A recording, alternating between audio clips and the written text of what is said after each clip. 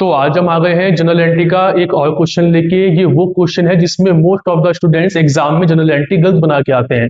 आइए देखते हैं क्वेश्चन क्या है। क्वेश्चन है sold goods to Kamal of the list price 70,000 less trade discount 20%।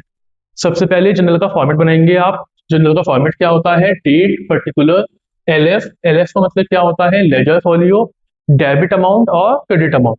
अब इस जनरल एंट्री का मीनिंग क्या है कि सोल्ड गुड्स टू कमल, यानी कि बिजनेस ने कमल को सामान बेचा है।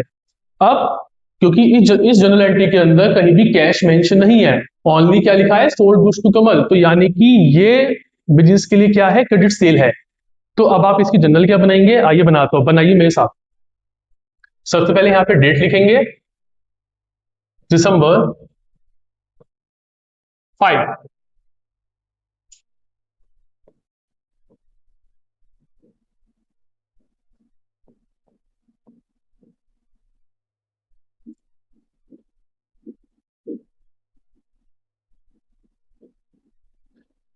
इस फर्स्ट वाली ट्रांजेक्शन की जनरल एंट्री क्या बनेगी? Kamal debit to sales account. Kamal debit क्यों हुआ? क्योंकि बिजनेस ने क्रेडिट सेल की है, उधार में सामान बेचा है कमल को।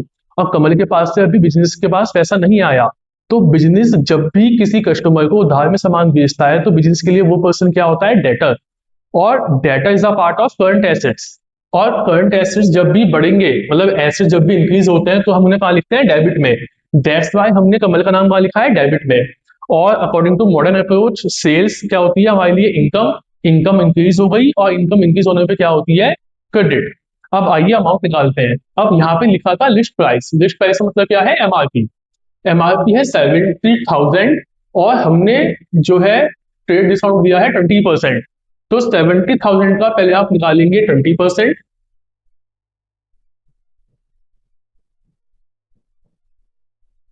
ये आ जाएगा आपका 14,000। और इस ट्रेड डिस्काउंट को जो ये निकाला है हमने 20%, इसका आया है 14,000। इसको आप माइनस कर दोगे गुड्स की वैल्यू में से। तो यानी कि यहाँ पे आप माइनस कर दोगे 70,000 माइनस 14,000। तो एक्चुअली आपने कितने के गुड्स बेचे? 56,000 के। तो 56,000 आ जाएगा डेबिट के कॉलम में और 56,000 आ जाएगा आपका क्रेडिट के कॉलम में। आई होप आपको ये जनरल एंट्री बहुत अच्छे से समझ आई होगी। अब नरेशन आई थिंक आप बना लोगे। नरेशन में कुछ नहीं है, जो आपकी जनरल एंट्री लिखी हुई है ये कॉपी पेस्ट कर देते हैं हम, यहाँ ब्रैकेट में आ जाएगी इसकी नरेशन। नरेशन क्या लिखोगे आप इसकी? Sold goods to Kamal of the list price 70,000 less trade discount 20%। As it is copy paste होके वो यहाँ पे नीचे आ जाएगी। अब आते हैं सेकंड वाली जनरल पर। सेकंड जनरल क्या है यहाँ पर? Second journal is December 9। December 9 में क्या हुआ है? Kamal return goods of the list price of 5,000। अब देखो यहाँ पे बेटा मोस्ट ऑफ द स्टूडेंट्स यहीं पे गलती करता है। यहाँ पे वो क्या गलती करते हैं? आई होप आपने ये लिख लिया होगा। मोस्ट ऑफ द स्टूडेंट्स क्या गलती करता है? अब यहाँ पे जो कि कमल ने सामान गुड्स वापस किया है, तो बिजनेस के लिए क्या हो गई? Sales return. तो सबसे पहले इसकी जनरल एंट्री क्या बनेगी? डेट के कॉलम में डेट आएगी December 9। और इसकी जनरल एंट्री क्या होगी?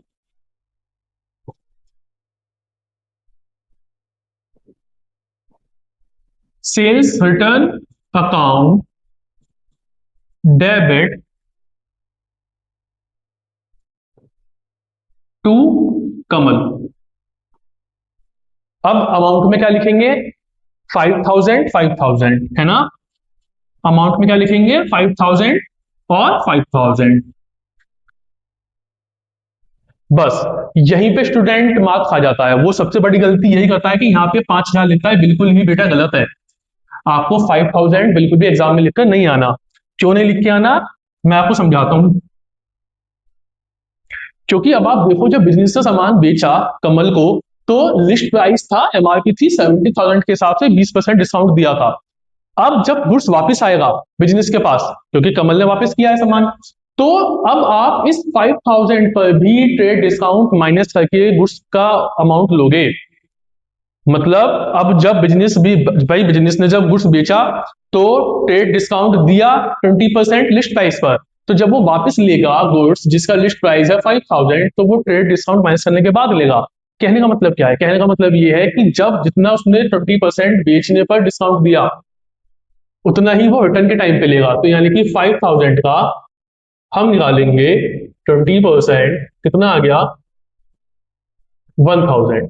इसको बेटा 1000 को माइनस कर देंगे हम 5000 में से। 5000 माइनस 1000 कितना आ गया? 4000। तो एक्चुअल में जो कमल ने गुड्स वापस किया है उसकी वैल्यू कितनी है?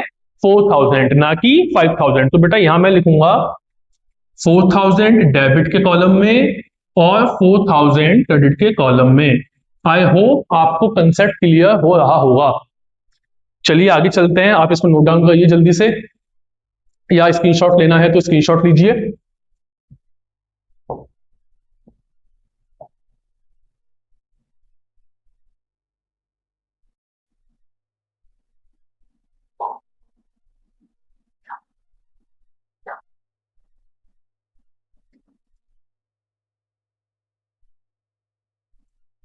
अब बेटा थर्ड जर्नल एंट्री क्या है? थर्ड जर्नल एंट्री है यहां पर दिसंबर 14। तो यहां लिखेंगे हम दिसंबर 14। दिसंबर 14 में क्या हुआ है? क्योंकि हमने कमल को उधार में सामान बेचा था, कमल हमको पैसे देगा। तो कमल ने क्या किया है? कमल ने हम पेड किया है हमको 51,000 इन फुल सेटलमेंट। अब आपको पता होना चाहिए जहां पे फुल सेटलमेंट वर्ड आ गया इसका मतलब यह है फुल एंड फाइनल पेमेंट। अब बिजनेस को कमल से कोई भी पैसा नहीं लेना, तो कमल ने हमको कितना पेमेंट कर दिया? Full and final 51,000। अब हमें यह निकालना पड़ेगा कि हमें कमल से कितना पैसा लेना था। तो अगर आपने इससे पहले वाली जर्नल एंट्रीज रिकॉर्ड की होंगी तो वहां पे आपने देखा होगा कि कमल को हमने सामान बेचा कितना? 56,000 का। कमल ने रिटर्न किया कितना, जो कि मैंने आपको समझाया था, बहुत डिटेल में अभी समझाया है, 4000 का। कि अमाउंट कैसा आया है? माइनस कर देंगे, हमें कमल से लेना था 52,000। ये पैसा बिजनेस को कमल से लेना था कितना? 52,000। पर लेकिन बिजनेस ने पैसा कितना लिया? 51,000 फुल एंड फाइनल पेमेंट में। तो इसका मतलब ये है कि बिजनेस, क्योंकि बिजनेस ने सेल की है तो बिजनेस डिस्काउंट देगा। तो यानी कि बिजनेस ने कितना डिस्काउंट दे दिया? 52,000 माइनस 51,000। तो यानी कि बेटा बिजनेस ने डिस्काउंट दे दिया 1000 का। अब इसकी जनरल एंट्री पास कैसे करते हैं, आइए देखते हैं। बेटा इसकी जनरल, क्योंकि कमल ने पेड किया है, तो कमल ने पेड किया है तो बिजनेस को पैसा मिलेगा क्योंकि उधार में सामान बेचा था, तो बिजनेस के पास पैसा आएगा। तो जनरल एंट्री क्या बनेगी? कैश अकाउंट डेबिट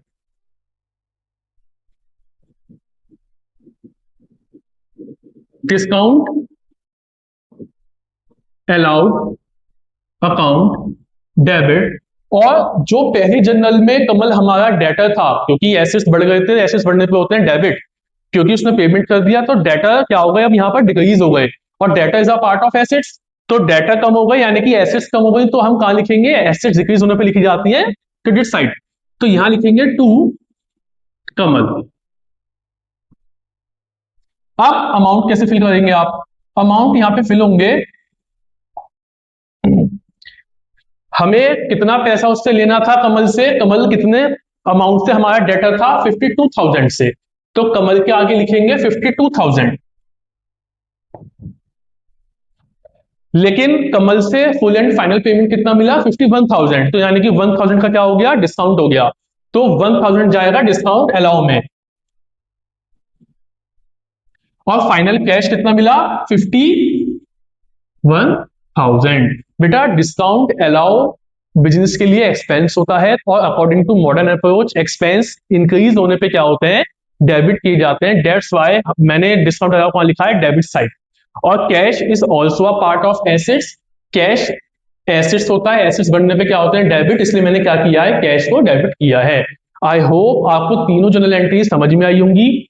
अब चलते हैं अपनी फोर्थ जनरल एंट्री पर। आपको अगर स्क्रीनशॉट लेना है तो जल्दी से लीजिए।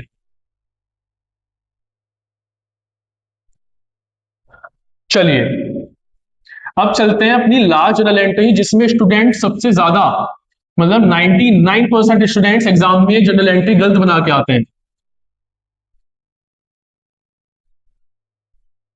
99% स्टूडेंट जनरल एंट्री गलत बना के आते हैं। वो जनरल एंट्री क्या है यहाँ पर, दिसंबर 20। तो बेटा सबसे पहले लिखेंगे यहां पर हम डेट दिसंबर 20। जनरल एंट्री क्या है, sold goods to Ram of ₹40,000 का हमने सामान बेचा है राम को। पहले हमने कमल को बेचा था, अब हमने सामान राम को बेचा है goods. Eight a trade discount है 10%, ठीक है, एंड कैश डिस्काउंट 2% है, ठीक है, कोई बात नहीं। लेकिन क्वेश्चन कंफ्यूजिंग कहां से होता है, ये लास्ट वाली लाइन से। फुल स्टॉप के बाद देखिएगा, फुल स्टॉप के बाद क्या लिखा है, Ram paid 1/4 amount in cash, यानी कि राम ने हमें पेड किया है 1/4 अमाउंट कैश में। अब कैसे सॉल्व होगा ये क्वेश्चन, देखिए सबसे पहले 40,000 है, 40,000 का हम निकालेंगे ट्रेड डिस्काउंट, माइनस करते हैं सबसे पहले 10%। तो यानी कि 40,000 का 10% आप माइनस कर देंगे, कितना आ जाएगा ये 4,000। ये डिस्काउंट माइनस हो जाएगा गुड्स की वैल्यू में से, तो 40,000 माइनस 4,000, तो बेटा कितना आ जाएगा 36,000। 36,000 के गुड्स बिजनेस ने राम को बेचे। अच्छा, उस पर 2% कैश डिस्काउंट दिया। अब आपको ये बात पता होनी चाहिए कि कैश डिस्काउंट सिर्फ कैश रिसीव होने पर या कैश इमीडिएटली पेड करने पर दिया जाता है। अब आप देखिए यहाँ पे जो कैश पेड किया है राम ने बिजनेस को, वो कितना किया है 1/4। अब 1/4 किसका निकाले, बेटा 1/4 निकाला जाएगा इस 36,000 का। इस 36,000 का हम निकालेंगे 1/4, कितना आ जाएगा, इसको आप काटेंगे, ये आ जाएगा आपका 9,000। अब इसका मतलब क्या है कि 1/4 तो पेमेंट राम ने बिजनेस को दे दिया और रिमेनिंग नहीं दिया। तो अगर 36,000 में से 9,000 पेमेंट हमको दे दिया, तो इसका मतलब यह है कि 27,000 अभी राम ने नहीं दिया। तो राम हमारा कितने अमाउंट से डेटर हो जाएगा, 27,000 से। इसको आप पहले लिख लीजिए साइड में कि 27,000 अभी राम ने हमको पेड नहीं किए, तो उस पर हमको डिस्काउंट राम को नहीं देना। डिस्काउंट हम उसी अमाउंट पे देंगे जितना उसने हमको पे किया है। पे कितना किया है 9,000। अब 9,000 पर कैश डिस्काउंट कितना है 2%। तो बेटा 9,000 का निकालेंगे 2%। आप समझ रहे हैं बात को, 9,000 का निकालेंगे 2%, कितना आ जाएगा 180। अब जनरल एंट्री क्या बनेगी और अमाउंट को लिखा कैसे जाएगा, आइए मेरे साथ बनाइए। जनरल एंट्री क्या बनेगी, बड़ी सिंपल जनरल एंट्री बनेगी बेटा इसकी। अगर आपने वो कैलकुलेशन समझी है तो आपके लिए ये जनरल एंट्री बहुत सिंपल है। अगर वो कैलकुलेशन और मेरी एक्सप्लेनेशन नहीं सुनी तो जनरल एंट्री करना थोड़ा आपके लिए डिफिकल्ट हो सकता है। आइए देखिए क्या है। सबसे पहले हम एक काम करेंगे, राम को डेबिट कर देंगे जिससे कि हमारी टेंशन खत्म हो जाए कितना अमाउंट उससे हमें लेना है। तो राम डेबिट, कितना अमाउंट लेना है 27,000। तो हमने उसको कॉलम में लिख दिया 27,000। सेकंड चीज, क्योंकि हमें उससे कैश मिला है तो यहां आएगा कैश अकाउंट डेबिट। इसके बाद हमने उसको डिस्काउंट दिया है तो आएगा यहां पर डिस्काउंट अलाउड अकाउंट डेबिट। और हमने क्योंकि सामान बेचा था तो यहां आ जाएगा टू सेल्स अकाउंट। अब बेटा यहां पे ध्यान से देखेंगे, हमने सामान कितने का बेचा था उसको 36,000 का, तो क्रेडिट में आ जाएगा कितना 36,000। 36,000 में से 27,000 अभी उसने हमको नहीं दिए, तो इस पर डिस्काउंट मत लगा देना। एग्जाम में आप लोग यही गलती करके आते हो कि आप उस अमाउंट पे भी डिस्काउंट लगा देते हो जो कि अभी डेटर ने पे नहीं किया। राम बिजनेस के लिए क्या है डेटर। तो हम बेटा यहाँ पे क्या करेंगे कि जो 9,000 उसको हमें पे करना है, 9,000 पर 180 क्या हो गया था यहाँ पर कैश डिस्काउंट। तो 9,000 में से 180 को हम यहाँ माइनस कर देंगे, कितना आ जाएगा 9,000 पर से 180 माइनस करना है तो 8,820 आ जाएगा। ये अमाउंट उसने हमको पे किया है। तो कैश में कितना आया 8,820, डिस्काउंट कितना हुआ 180। ये आपका फाइनल सॉल्यूशन है।